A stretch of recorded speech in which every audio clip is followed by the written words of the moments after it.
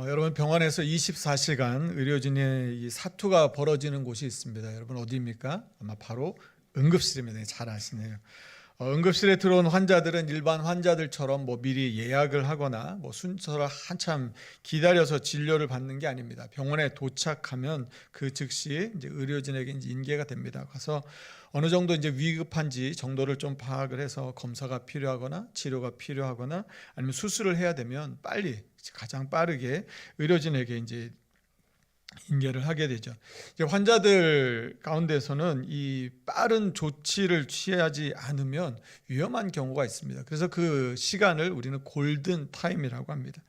잘못해서 그 시간을 지나치게 되면 나중에 수술을 하거나 나중에 치료를 해도 어떤 건강이 완전히 회복되지 못하거나 또는 이제 최악의 경우에는 이 생명이 위독해지는 그런 경우도 있습니다.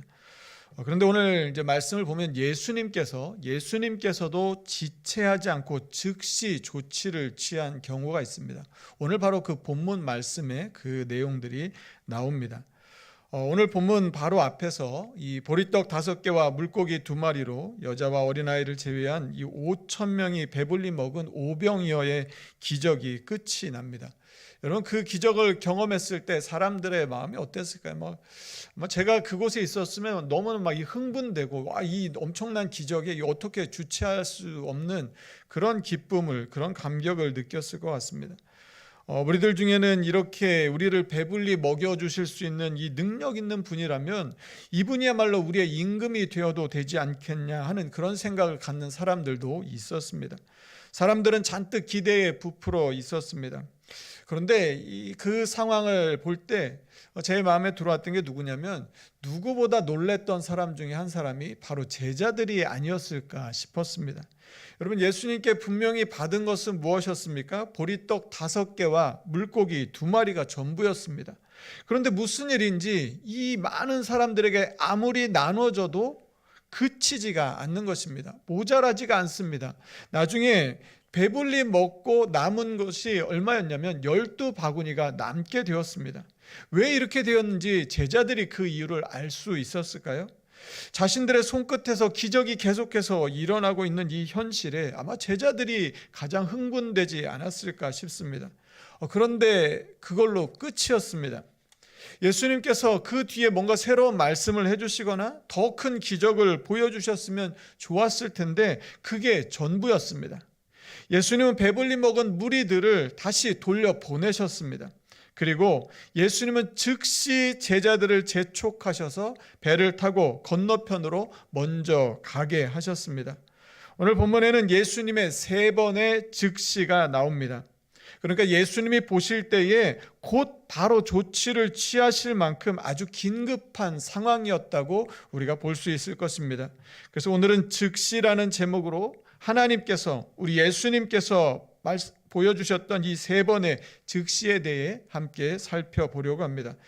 첫 번째 예수님의 즉시는 무엇이냐면 사명을 붙들게 하는 즉시입니다. 오늘 본문 22절인데요. 22절 말씀을 같이 한번 읽어보겠습니다. 같이 읽습니다. 시작. 예수께서 즉시 제자들을 재촉하사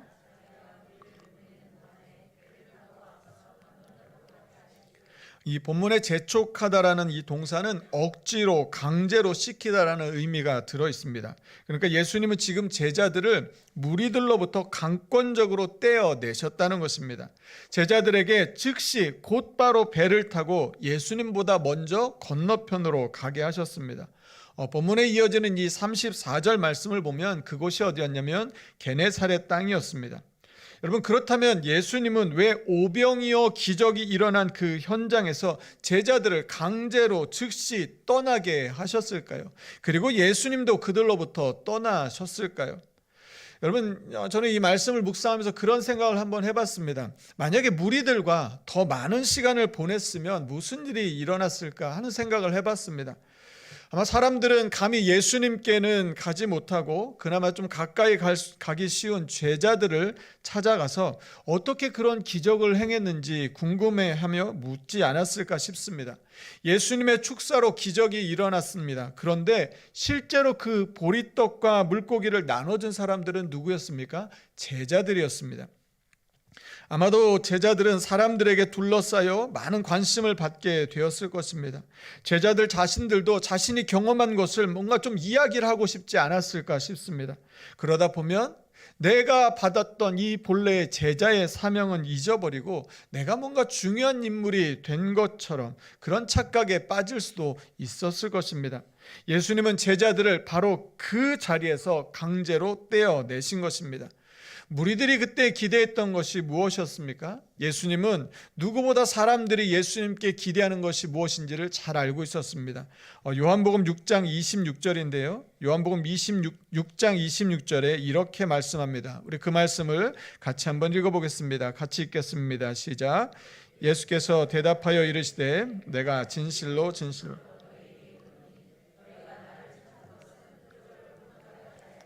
떡을 먹고 배부른 까닭. 너희가 나를 찾은 것은 표적을 본 까닭이 아니요 떡을 먹고 배부른 까닭이로다.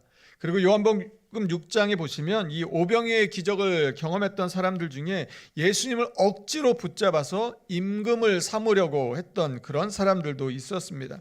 그러니까 무리들이 기대했던 건 무엇이냐면 계속해서 우리를 배불리 먹게 해줄 수 있는 그런 왕, 자신들의 현실의 문제를 해결해 주는 그런 임금, 그리고 자신들이 바라는 욕망을 채워주는 그런 능력자를 사람들은 원하고 있었던 것이죠. 하지만 이런 것들은 무리들에겐 필요한 일일지 모르겠지만 예수님이 말씀하셨던 하나님 나라와는 조금 거리가 있는 것들이었습니다. 그래서 제자들을 강하게 재촉해서 무리들로부터 떠나게 하셨습니다.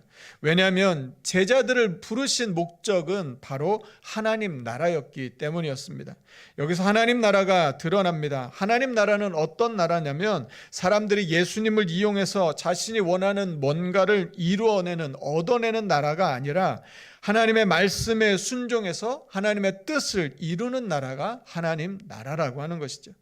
예수님은 제자들에게, 그리고 오늘 우리에게 너희는 무리가 아니라 제자라는 그 정체성을 확실히 붙들게 해 주셨습니다.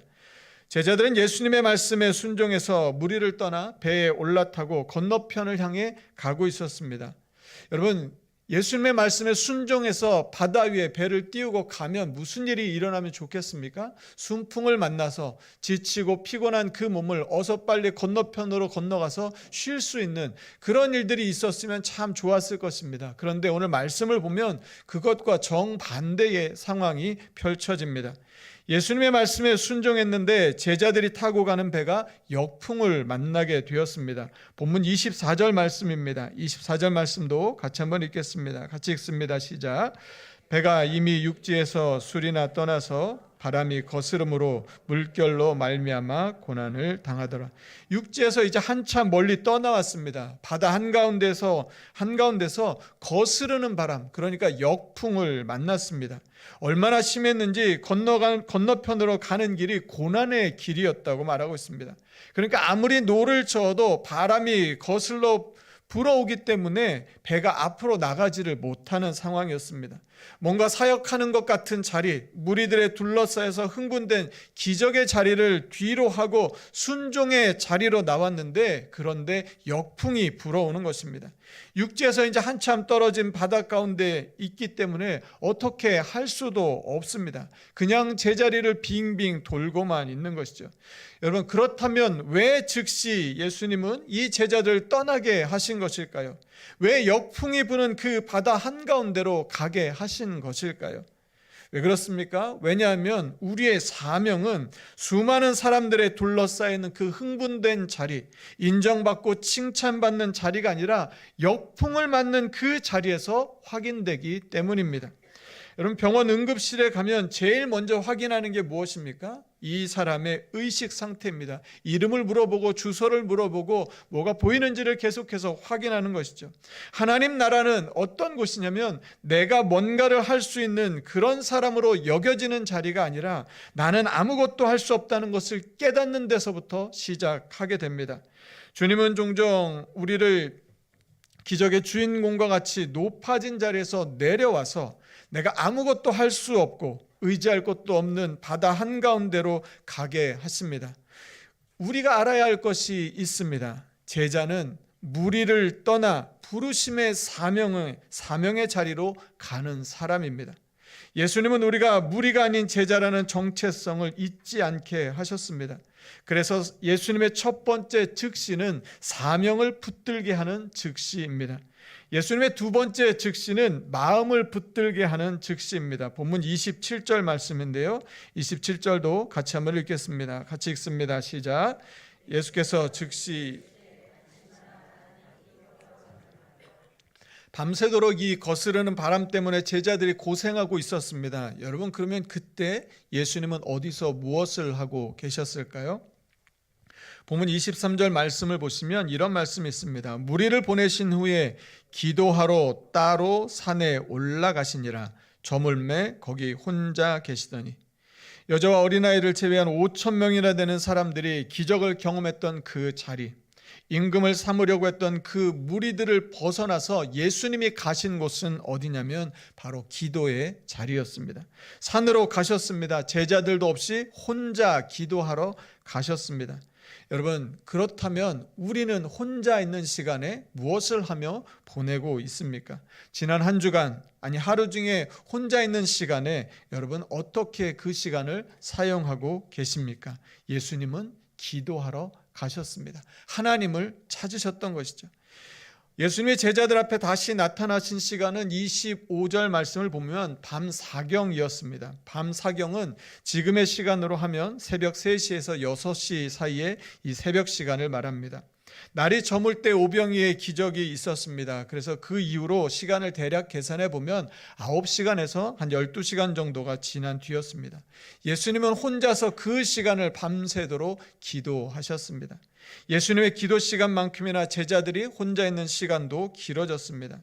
하지만 깊고 어두운 바다 위에서 이 거스르는 바람을 잠재울 능력이 제자들에게는 없었습니다. 아니, 시도도 해보지 못했습니다. 그런데 그들 앞에 예수님이 나타나셨습니다. 노를 저으며 배를 타고 오신 것이 아니라 바다 위를 걸어 오셨습니다. 제자들은 소스라치게 놀라서 예수님을 보고 유령이라고 소리를 질렀습니다. 지치고 피곤한 그들의 마음에 두려움은 극에 달해 있었습니다. 그때 예수님께서 그들에게 즉시 말씀하셨습니다. 본문 27절을 제가 다시 한번 읽어드립니다. 예수께서 즉시 이르시되 안심하라, 나니 두려워하지 말라. 예수님이 나타나셨는데요. 그런데 상황은 아무것도 바뀌지 않았습니다. 바람이 그치고 잔잔해진 것도 아니었습니다. 예수님은 상황보다 먼저 두려워하는 제자들의 마음을 붙드셨습니다. 깊고 어두운 밤중에 선생님이신 예수님과 유령도 구분할 수 없을 만큼 두려움에 사로잡힌 그들의 마음을 말씀으로 붙들어 주셨습니다. 하나님 나라는 상황에 지배되는 나라가 아니라 주님의 말씀에 내 마음이 붙잡히는 나라입니다. 말씀에 사로잡힐 때 우리는 두려움을 이길 수 있는 그 힘과 은혜를 얻게 됩니다. 주님의 다스림이 임하는 자리는 거센 바람이 불어오는 바다가 아니라 먼저 제자들의 마음이었습니다. 역풍을 맞게 되면, 여러분, 우리가 인생을 살다가 어려운 일을 맞게 되면 어떻습니까? 마음이 먼저 무너져 버립니다. 밤새도록 수고해도 얻는 게 없으면 마음이 주저앉게 되는 것이죠. 아무리 노력해도 제자리 걸음만 하고 있는 것 같은 걸 깨닫게 되면 마음이 털썩 내려앉습니다. 더 이상 해봐도 안 될 것 같은 그런 절망과 두려움이 우리를 엄습해 오게 되죠. 그때 예수님은 말씀하셨습니다. 즉시 말씀하셨습니다. 안심하라, 나니 두려워하지 말라. 여기서 이 안심하다는 용기를 갖다라는 의미를 가지고 있습니다. 예수님은 낙심한 우리를 바라보시며 다시 용기를 내라고 말씀하십니다. 제자들은 예수님을 알아보지 못했지만 예수님은 제자들을 알아보시고 바다 위를 걸어서 다가오셨습니다. 예수님은 바다의 바람을 잔잔하게 하시는 것보다 먼저 우리의 마음을 붙들어 주십니다. 우리의 두려워하는 마음, 불안해하는 마음, 염려하는 마음, 근심하고 낙심한 그 마음을 먼저 붙들어 주십니다. 예수님이 긴급하게 보셨던 이 두 번째 즉시는 우리의 마음입니다. 우리의 마음이 무너져 있는 그 마음을 예수님은 붙들게 해 주셨습니다. 예수님의 세 번째 즉시는 우리의 믿음을 붙들게 하는 즉시입니다. 예수님의 말씀을 듣고 베드로가 말합니다. 본문 28절인데요. 주여, 만일 주님이시거든 나를 명하사 물 위로 오라 하소서. 예수님께서 베드로에게 그러자 오라고 말씀하셨습니다. 그 말씀에 베드로가 바다 한가운데 떠있는 배에서 용기를 갖고 내렸습니다. 땅 위를 걷듯이 물 위를 걸어서 예수님께로 갔습니다. 믿음의 걸음을 내딛었습니다. 우리는 이 본문에서 종종 이 베드로가 물에 빠진 베드로의 실패를 우리가 기억하곤 합니다. 그런데 우리가 먼저 기억해야 할 것이 있습니다. 그것은 무엇이냐면 베드로는 오라는 주님의 말씀에 순종해서 바다 위에 한 걸음 한 걸음 내딛었다고 하는 사실입니다. 바다 가운데서 거스르는 바람에 시달리느라 아무것도 하지 못했던 불과 몇 시간 전과는 달리 베드로는 믿음의 걸음을 물 위에 내딛었습니다. 안심하라는 말씀을 믿고 용기를 냈습니다. 그런데 오래가지는 못했습니다. 또다시 바람이 문제였습니다. 거센 바람이 불어오는 것을 보자 무서움에 사로잡혀 베드로는 물에 빠져 들어갔습니다. 그러나 그때 베드로가 이렇게 소리를 질렀습니다. 본문 30절 말씀인데요. 우리 30절 말씀을 같이 한번 읽어보도록 하겠습니다. 30절 같이 읽습니다. 시작. 바람을 보고 무서워 빠져가는지라 주여 나를 구원하소서. 주여 나를 구원하소서. 여러분, 믿음의 길을 가다가 넘어졌을 때, 주님 말씀 믿고 바다 위를 걷다가 바다에 빠지게 되었을 때, 삶에서 실패와 좌절을 경험하게 되었을 때 우리가 부르짖어야 외칠 말이 있습니다. 그 말이 무엇입니까? 주여 나를 구원하소서. 주여 나를 구원하소서. 여러분, 우리가 의료 드라마나 영화 같은 데 보면 종종 그런 장면을 보게 됩니다. 코드블루, 코드블루. 이 소리가 방송을 타고 나오게 되면 어떻습니까? 모든 의료진이 그 코드블루가 뜬 바로 그 병실을 향해서 거침없이 달려가게 됩니다. 주여 나를 구원하소서. 바로 이 말씀이 우리의 마음이 무너졌을 때, 우리의 사명의 자리에서 우리가 멀어졌을 때, 우리가 깊은 물에 빠져서 죽어갈 것 같은 고통을 느끼게 되었을 때, 그때 부를 수 있는 코드블루와 같은 바로 그 부르짖음이라고 하는 것이죠. 사랑하는 성도 여러분, 우리의 삶의 어려움과 문제를 만났을 때 내 마음이 주저앉게 되었고 믿음을 가지고 살아가려고 했는데 내가 바다에 빠진 것 같은 그 고통과 절망 가운데 빠지게 되었을 때, 그때 바로 이 말씀을 부르짖어 외칠 수 있는 저와 여러분 되기를 간절히 소망하고 축복합니다. 주여 나를 구원하소서. 주여 나를 구원하소서. 여러분, 이 말씀을 외치게 되면 무슨 일이 일어나게 됩니까? 본문 31절 말씀입니다. 같이 함께 읽겠습니다. 같이 읽습니다. 시작. 예수께서 즉시 손을 내밀어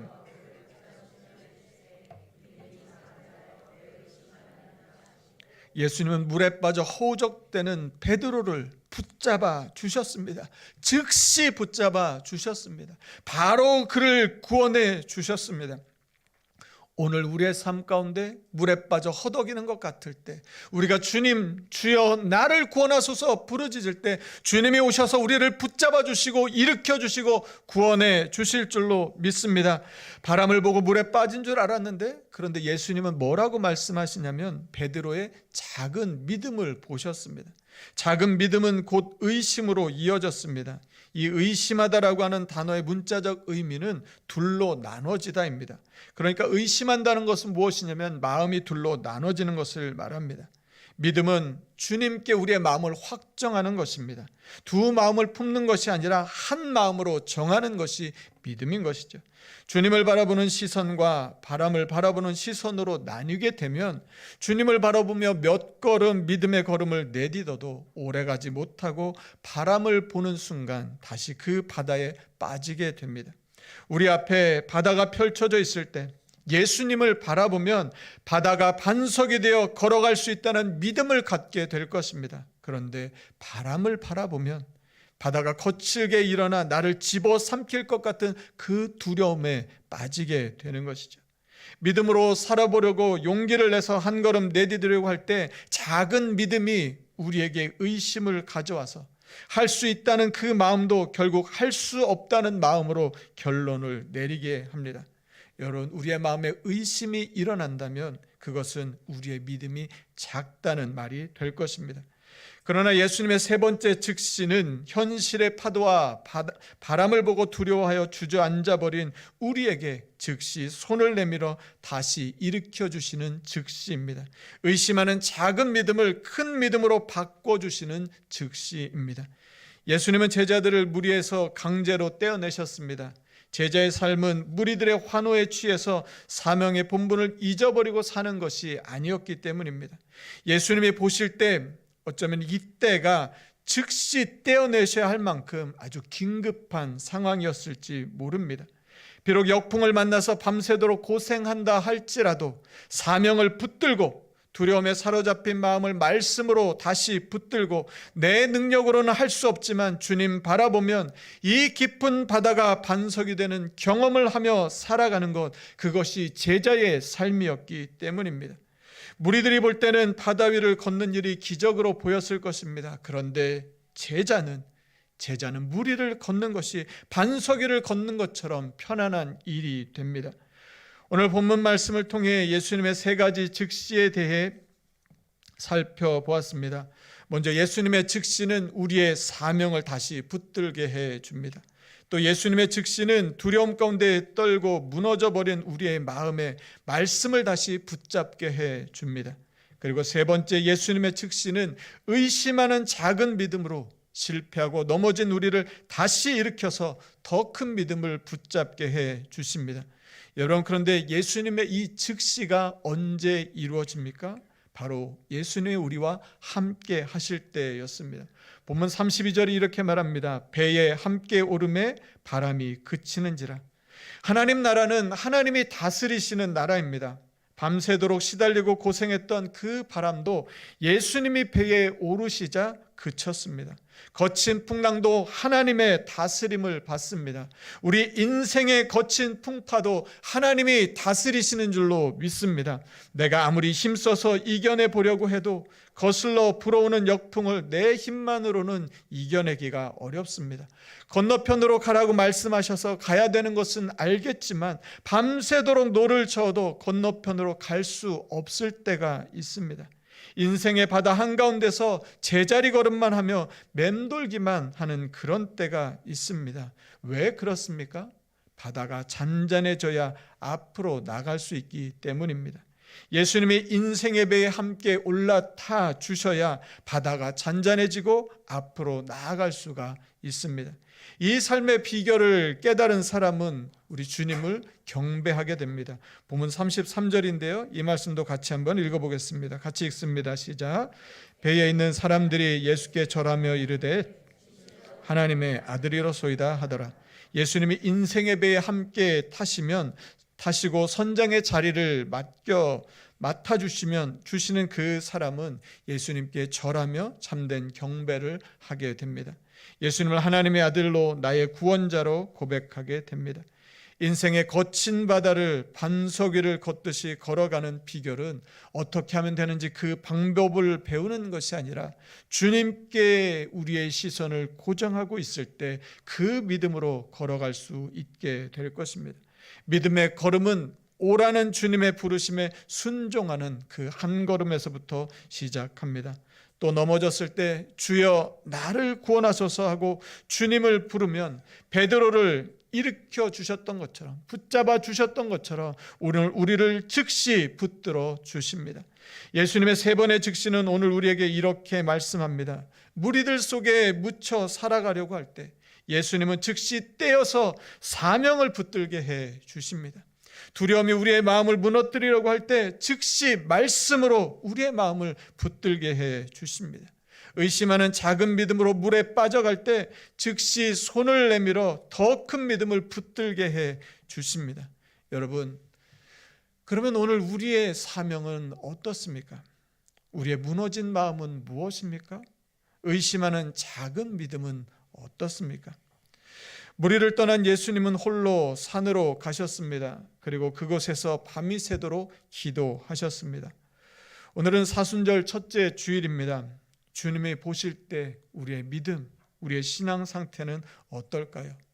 사명을 잃어버리고 마음이 무너지고 의심하는 작은 믿음을 가진 즉시가 필요한 응급 상태는 아닐까요? 주님은 우리를 무리가 아닌 제자의 삶을 살도록 불러주셨습니다. 그래서 이 깊은 바다가 반석이 되고 저 거친 파도가 반석이 되어 그 위를 걸어가는 믿음의 삶을 살도록 우리에게 오라고 부르고 계십니다. 그 주님이 우리 인생의 배에 함께해 주고 계십니다. 우리 인생의 선장이 되어 주셨습니다. 예수님의 그 즉시가 우리의 삶 가운데 역사하셔서 의심 없는 더 큰 믿음으로 살아가는 이 한 주간이 되시기를 간절히 축복합니다. 시간 우리 같이 함께 찬양하겠습니다. 주님 나를 부르시니 두려움 없이 배에서 나아가리라. 주님 나를 부르시니 주님 내게 오라시니 주님 보고 계시기에 의심치 않고 바다를 걸어가리라. 주님 보고 계시기에 주님 여기 계시기에 주님 여기 계시기에 이 깊은 바다가 반석이 되고 주님 여기 계시기에 반석 위를 내가 걸어가리라. 주님 여기 계시기에 저 거친 파도가 반석이 되고 주님 여기 계시기에 반석 위를 내가 걷습니다. 주님 믿음으로 다시 일어서게 하여 주시고 무너진 마음, 낙심한 마음 있다면 다시 주님의 말씀을 붙들게 하여 주시고 잃어버렸던 저 뒤에 미뤄두었던 우리의 사명의 자리가 있다면 다시 그 부르심을 붙들고 다시 저 바다 위를 걸어가 반석이 되는 그 은혜를 누린 우리 삶이 되게 하여 주시옵소서. 우리 다 함께 자리에서 일어나셔서 우리의 결단의 찬양으로 찬양하며 나아가겠습니다.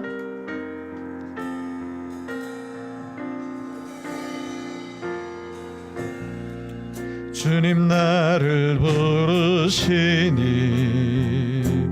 두려움 없이 배에서 나아가리라. 주님 나를 부르시니 주님 내게 오라시니 주님 보고 계시기에 주님 보고 계시기에 의심치 않고 바다를 걸어가리라. 주님 보고 계시기에 주님 여기 계시기에 주님 여기 계시기에 이 깊은 바다가 반석이 되고 주님 여기 계시기에 반석 위를 내가 걸어가리라. 주님 여기 계시기에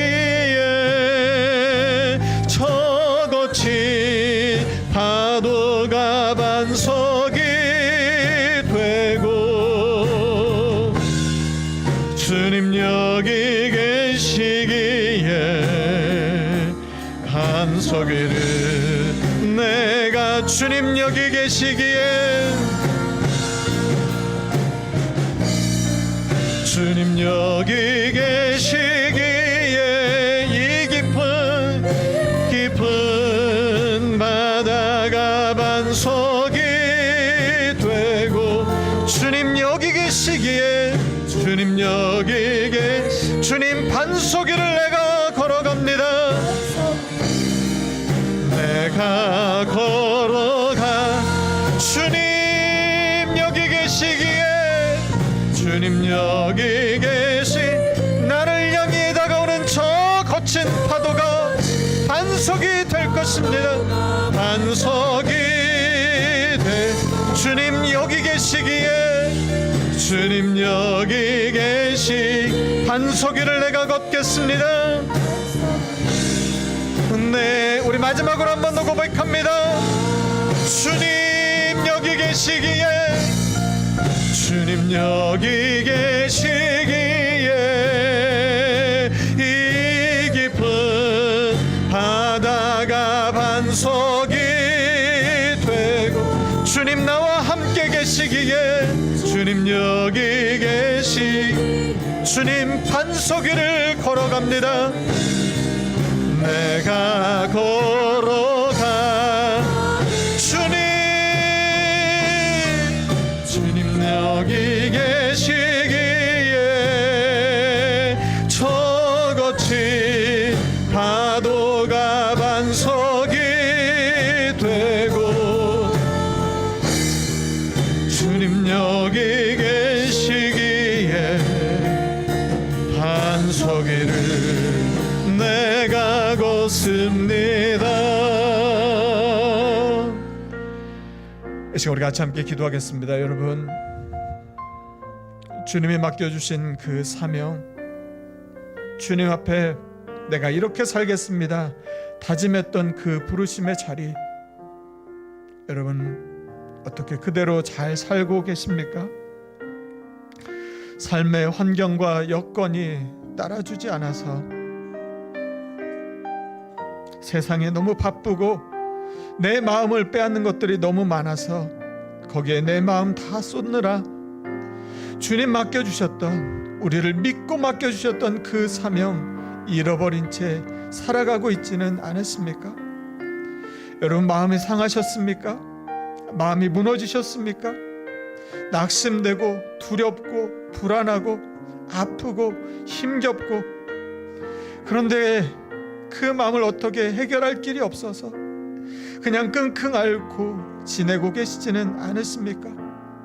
마음에 의심이 일어나서 주님 분명히 오라고 말씀하시는데, 바다 위를 걸어오라고 말씀하시는데, 주님은 그렇게 말씀하시는데 내 마음에 의심이 일어나서 왠지 할 수 없을 것 같고 안 될 것 같아서 주저앉다가 주님 바라보아야 할 그 눈을 바람 바라보다가 바다에 빠져서 낙심하고 계시지는 않습니까? 주님이 다시 우리를 부르고 계십니다. 주님은 우리가 그 사명의 자리를 잃어버린 것을 즉시 달려오실 만큼 긴급하게 보십니다. 우리의 마음이 무너져 있는 것을 즉시 보시고 달려오십니다. 우리가 물에 빠져서 허우적거리고 있는 것, 우리의 믿음이 의심에 가득 차 있는 것 보시고 즉시 달려오셔서 우리를 붙잡아 일으켜 주십니다. 주님, 베드로가 고백했던 것처럼 주여 나를 구원하소서, 주여 나를 구원하소서. 오늘 이 밤에 주님이, 오늘 이 시간 주님을 부릅니다. 하나님, 우리를 구원하여 주셔서 우리의 사명과 우리의 마음과 우리의 믿음이 회복되는, 다시 주님을 붙드는 우리의 삶이 되게 하여 주시옵소서. 다시 일어서는 우리를 되게 하여 주시고 믿음으로 바다 위를 걸어가는 그 믿음으로 살아가는 우리 삶이 되게 하여 주시옵소서라고 우리 주신 말씀 기억하며 우리 합심하여 같이 함께 기도하겠습니다. 하나님 감사합니다. 하나님의 시간 주 앞에 간절한 마음으로 기도합니다. 하나님, 우리의 마음, 우리의 잃어버린 사명을 다시 돌아봅니다. 주님, 우리의 무너진 마음, 상처난 마음, 낙심한 마음, 두려워하고 불안하고 좌절한 마음, 한 걸음도 내디딜 수 없는 우리의 연약한 믿음, 우리의 의심에 가득 찬 믿음, 주님 바라보며 물리를 걸어갈 수 있는데 바람 바라보면서, 주변 환경 바라보면서, 주변의 상황 바라보면서, 주변의 사람들 바라보면서 바람 바라보다가 바다 바라보다가 물 위에 빠져버린 우리의 믿음, 하나님 즉시 주님은 우리 가운데 오셔서 주님, 주여 나를 구원하소서. 주님 우리를 구원하여 주시옵소서. 우리의 사명을 새롭게 하여 주시고 다시 이 사명을 붙들게 하여 주시고, 하나님 다시 우리의 마음을 새롭게 하여 주셔서 이 마음을 붙들게 하여 주시고, 하나님 다시 우리의 믿음을 새롭게 하여 주시옵소서. 주님 오라 말씀하시는데, 주님 오라 말씀하시는데, 이 물리를, 이 바다 위를 걸어오라고 말씀하시는데, 하나님 두려워서 불안해서 염려 가운데 의심 가운데 한 발을 내딛지 못하는 우리의 연약, 주님 우리를 불쌍히 여겨 주셔서 주님 앞에 나아간 우리를 되게 하여 주시고 우리를 붙잡아 주시고 일으켜 주신 주님 믿음으로 바라보고 담대히 믿음으로 나아간 우리의 삶이 되게 하여 주시옵소서. 우리의 가정, 우리의 건강, 우리의 사업, 우리의 물질, 우리의 자녀, 우리 하는 모든 일들 하나님 다시 새롭게 되는 우리의 삶이 되게 하여 주셔서 우리의 사명을 붙들고 우리의 마음을 새롭게 하고 우리의 믿음을 새롭게 하여서 하나님 바다 위를 걸어가는 하나님의 놀라운 은혜와 능력을 경험하며 살아가는 우리의 삶이 다 되게 하여 주시옵소서.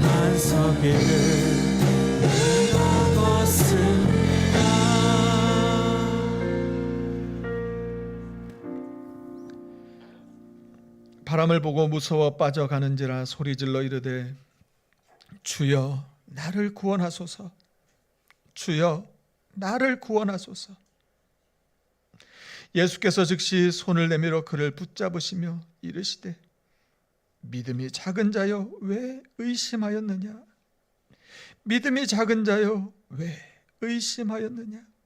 주님, 세상에 바쁘게 살다 보니 먹고 사는 일들, 내 앞에 주어진 일들, 그거 빨리빨리 처리하느라 살다 보니 주님 나를 부르실 때 내게 맡겨주신 사명, 하나님은 그거 다 잊어버리며 정신없이 살아왔던 지난 삶이 아닌지 돌아봅니다. 지금도 괜찮은데, 그냥 오병이어의 기적의 현장에 있는 게 너무 좋은데 주님 제자들을 떼어내셔서 역풍이 부는 바다 한가운데로 보내셨던 것처럼 하나님 다시 한번 우리의 삶을 돌아보게 하여 주시고 우리가 받은 그 사명, 우리가 어떻게 감당하고 있는지 돌아보게 하여 주셔서 다른 사람 아니라 주변 아니라 주님이 내게 맡겨주신 것, 그 사명 다시 붙들고 하나님 다시 일어서는 우리의 삶이 되게 하여 주시옵소서. 마음이 상하고 마음이 아프고 마음의 두려움 가운데 불안과 염려 가운데 무너져버린 우리의 성도들이 있습니다. 주님, 그 마음 다시 주님의 말씀을 붙들고 다시 추스려 일어서는 우리들 되게 하여 주시옵소서. 주님은 오라 말씀하시는데, 주님은 바다 위로 걸어오라고 말씀하시는데, 그런데 주님만 바라보면 갈 수 있는데 주님 말고 주변을 보게 되니까, 주변의 사람들을 보고 사람들의 말을 듣고 환경을 보게 되니까, 바람을 보게 되니까 그 바다에 계속해서 걸어가지 못하고 물에 빠져버립니다. 주님, 우리의 삶이 그렇습니다. 베드로가 고백한 것처럼 주님 이 시간 우리가 주여 나를 구원하소서 주님을 부르오니 주님 즉시 우리 가운데 오셔서 우리를 붙잡아 주시고 다시 일으켜 주시고 다시 새로운 소명을 붙들고 사명 앞으로 나아가는 우리의 삶이 되게 하여 주시옵소서. 의심하는 믿음이 아니라 더 큰 믿음을 가지고 나아가게 하여 주시고, 하나님 우리도 하나님 제자들이 경험했던 것처럼, 베드로가 경험했던 것처럼 물 위를 걷는 믿음의 삶을 살아서 하나님 주님의 놀라운 능력과 은혜를 맛보며 누리며 살아가는 이 한 주간의 삶이 되게 하여 주시옵소서. 감사드리며 예수님 이름으로 기도드립니다. 아멘. 이제는 우리 주 예수 그리스도의 은혜와 하나님의 사랑과 성령의 교통하심이 잃어버렸던 그 사명을 다시 부여잡고 아픔과 고통과 슬픔과 두려움과 불안과 염려로 무너져버린 그 마음을 주님의 말씀을 붙들고 다시 추스려 세우며 주님 바라보면 걸어갈 수 있는 그 바다 위를 이제는 바람 바라보지 않고 주님 바라보며 파도가, 거친 파도가 반석되어 걸어가는 그 믿음의 삶을 살기를 소망하는 오늘 예배한 우리 모든 성도들 위해, 그들의 가정과 일터 위에 이제부터 영원까지